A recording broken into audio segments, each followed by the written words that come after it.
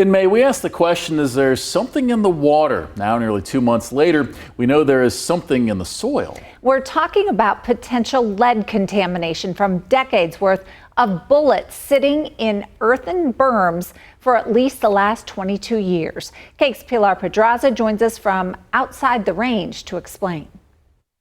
When we first brought you the concerns about potential lead contamination from decades worth of bullets left in the ground at the Cheney Shooting Range, we were still waiting on testing results. Now we have at least some of those results from soil right around the range.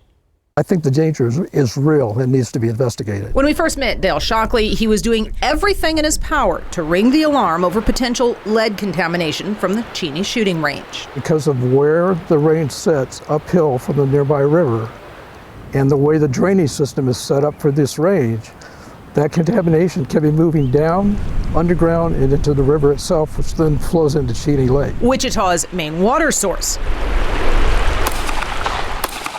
Then he worried about contamination.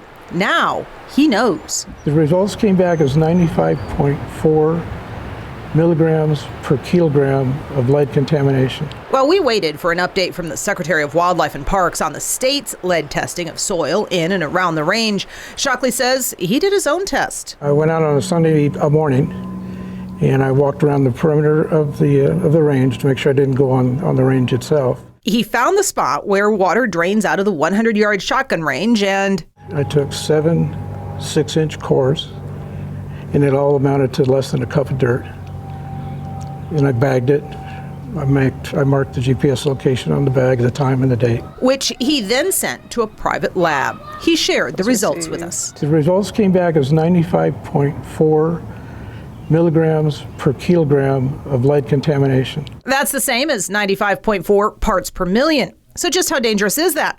In January of 2024, the EPA lowered its screening level, the point at which it does further testing, to 200 parts per million for residential areas, 100 parts per million in certain cases. Some states have set their own lower screening levels, as low as 80 parts per million in California. What I found out was that when it comes to humans, you know, unless you're drinking that stuff, it's not so bad at where I took the sample, but it's definitely hazardous to wildlife, especially birds. According to the University of Massachusetts Amherst, lead is naturally present in all soil, usually in the range of 15 to 40 parts per million.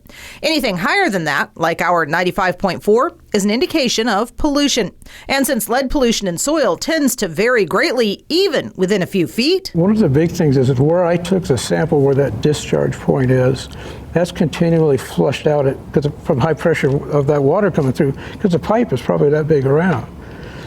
So the sample that I took is probably from the most recent rain. Standards say more testing is indicated. Something I take very seriously.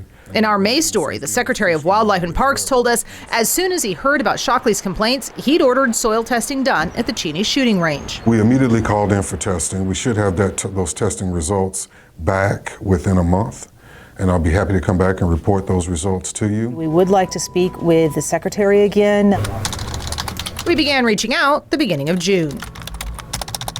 And at the end of June, got this email from the department saying the department is still awaiting the results from the initial testing because it also ordered additional testing out of an abundance of caution and promising that the secretary still wants to share those results with us. And then just this week, we got another email from the secretary's office saying the additional tests are to better judge whether lead from the range is reaching the water, that the Department of Wildlife and Parks relies on data and scientific analysis in its decision making, and that it's working with the KDHE to interpret the test results and ensure there's no threat of public harm. I just want to get it to know where it's safe, to get it cleaned up and get the people the range that they deserve out there. Now, when it comes to lead contamination, birds are often the first animals to show signs of poisoning, especially near gun ranges. As you can see in this video from the Wildfowl and Wetlands Trust, those signs can include things like a lack of balance, walking in circles, seizures, even a distinctive green diarrhea. As for the conditions at the Cheney Shooting Range, we'll continue to stay in contact with the Department of Wildlife and Parks and bring you updates as soon as we get them. Pilar Pedraza with this KAKE News Investigates follow-up.